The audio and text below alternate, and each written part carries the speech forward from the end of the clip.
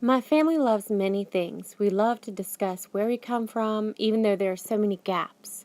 We love to make music and art. We love the city. We love the country. In our activities, we are self-motivated and taught. This ingenuity, I believe, harkens back through generations. Over the generations, my ancestors have made decisions that have formed the characters of our family. From being a little girl to now, I find that I'm still growing in deep appreciation of these family traits. As a little southern girl who loved running barefoot in the Georgia woods, I found it jolting to sit in my grandparents' chilly Massachusetts basement, listening to stories and looking at pictures of my ancestors. These were my dad's people. These were my people. These people wore many clothes and somber faces. My grandparents were joyfully animated individuals. I remember the peculiar feeling of confusion as I tried to connect the people in these cold, silent photographs with my grandparents. This side of the family hailed from Newfoundland. These Newfoundland peoples came to Massachusetts in the 1900s. There were many of them, and they settled in and around Boston. From the stories my grandparents told, they were highly industrious, family-oriented, and hard-working. They had family stores, went to college, even some of the women, made their own clothes, grew their own gardens, and enjoyed a social life. These character traits continued through my grandparents, Lester and Genevieve, and my father, John. My grandpa cultivated a rich garden in his backyard weaved with wooden statues he carved. He played a variety of instruments for himself, church, and friends. He taught himself how to play all of his instruments. Both my grandmother and grandfather were highly active in church and community volunteering. My father carries on such avocations of community and volunteer involvement. My brother and I also carry on with these initiatives.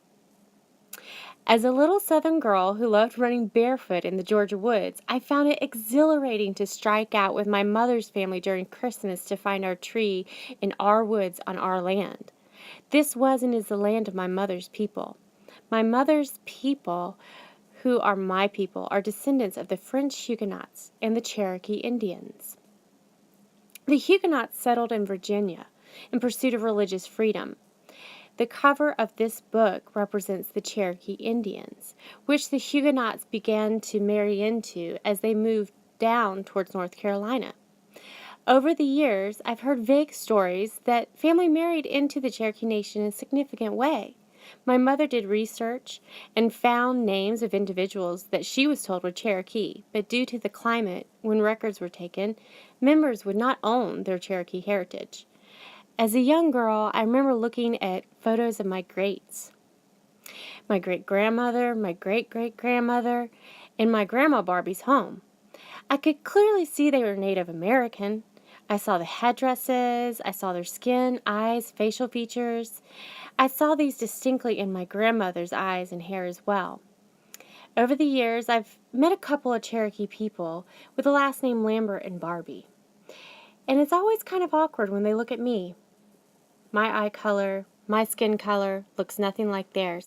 I am a 16th Cherokee Indian, though, and my grandma's last name was Barbie, and my great-grandma was Lambert. Another facet of my mother's side is the amount of self-taught musicians, singers, mandolin players, guitar players, and pianists. I happen to be the visual artist in the family, which I believe I got from my dad's dad. My older brother John, he lives in Kennesaw. I live in Atlanta, so we still have the country and the city going on in our family. He's going to continue to stay there and raise his 4 amazing children with his wonderful wife, Mindy, with the support of her family and my family.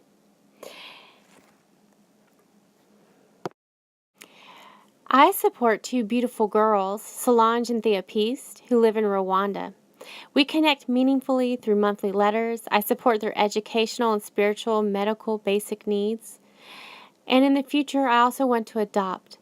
So these pages are left blank as a hint for the future of our next migration.